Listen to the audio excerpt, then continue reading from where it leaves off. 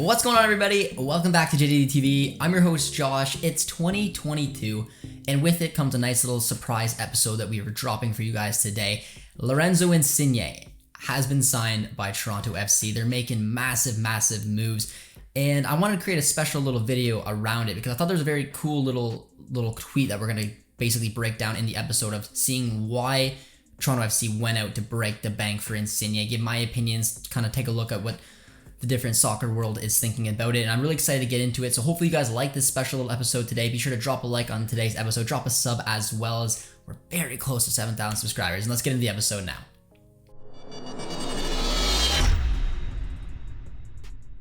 Alright guys, so Toronto is making waves. TFC just pulled off a blockbuster transfer.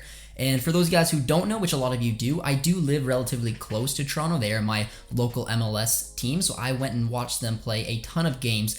And the fact that they just pulled off signing Lorenzo Insigne is absolutely crazy to me. It makes me want to go to the first game I possibly can to see him. I love Insigne. I've watched him a lot at Napoli, and I can't believe they pulled this off. But it's made me kind of ask a couple questions around it, and we're going to bring up a couple tweets which basically led to this video as why now? Why did Toronto pull off the transfer the way that they did in this type of way? But let's first get into it with the details about this transfer, starting with Fabrizio's tweet, because let's be honest, guys, if Fabrizio didn't tweet it, I mean, did it happen?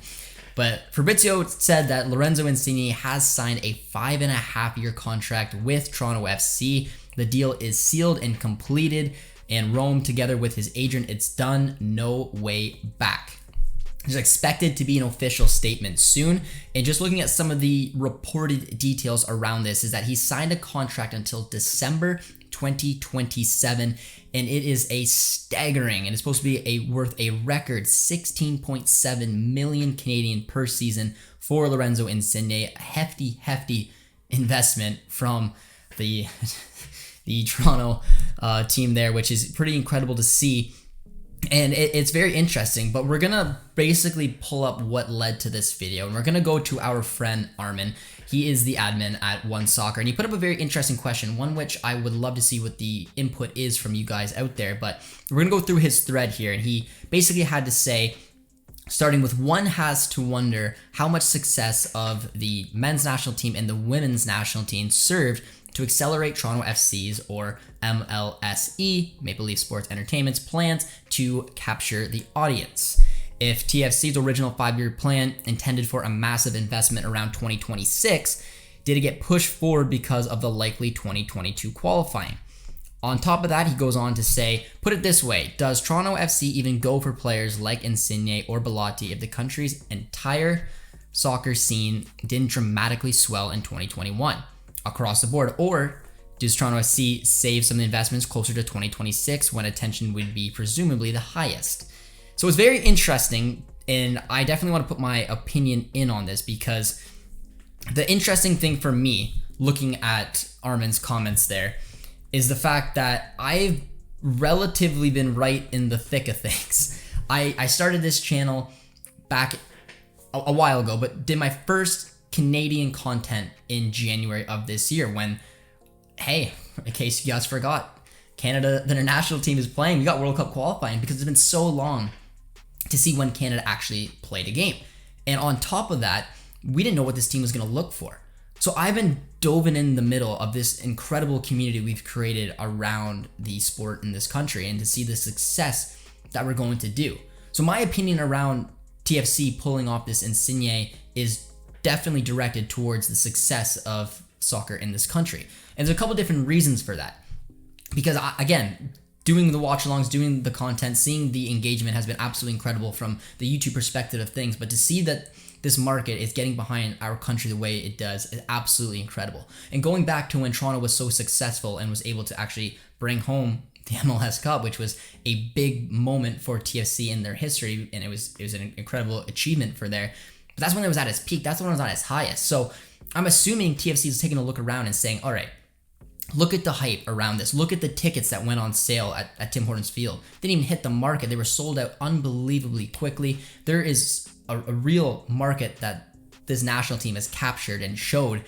And I think that TFC want to get back in the thick of things. And after a dreadful campaign, on which shouldn't have been, because if you looked at that TFC side before, you'd expect them to do a lot better than they did. But they're telling me, all right, the national team is booming around us. We need an opportunity to come back in and make some big moves, make some big waves, get the excitement to capitalize on this growing market, because the wildest of dreams I could have had around our national team wouldn't have had us sitting top of the Ocho right now with only 6 games remaining when I did my very first content on Canada back in January. But things have changed, things have accelerated, so I absolutely 100% think that they want to capitalize on that, because there's a very strong likelihood that Canada qualifies for the World Cup in 2022 and they can continue to build on that until 2026. So if TFC wants to make waves, and they are with this signing, because it's got me excited. I want to go to as many TFC games as possible now to be able to see Insigne, a player that I just truly adore. And they're going in with these types of moves. On top of the fact that it is, Maple Leaf Sports Entertainment. They have a good chunk of money to them. So they're the type of club that can go in there and make these kind of moves. But they're not only looking at Insigne, they're looking at Bellotti as well. And bringing in these type of players and getting that excitement around a booming soccer culture right now in Canada is the right move. It's exciting to see. I'm very curious to see what you guys have to think out there, what your thoughts are on Insigne saying goodbye to his home. Remember, he's from Naples. He's a Napoli boy through and through, to come and take this project. He obviously had the talks with Sebastian Jervenko to get it done. But I want to put the question over to you guys as well, is do you think that TFC's huge, massive signing has to do with the fact that the sport is booming in this country? And I've talked to a lot of different channels out there and a lot of different people about my experiences being on YouTube and covering the national team and the success and the surprise and the excitement and the hype that we're building, because I promise you, man, it is there. It's incredible. I'm so proud of the community that we had and to show the love that we've had for this side. But it goes back now of to this type of transfer, and it's exciting to see, and I'm excited to go to hopefully a few TFC games once the COVID restrictions are down. But I want to turn over to you and see if it's a completely strategic marketing to put this type of money in this type of unbelievably talented player to hold him down till December of 2027 is pretty incredible to me. So big shout out to Armin for allowing me to use his tweets to create this little topic here, guys. And yeah, we're back with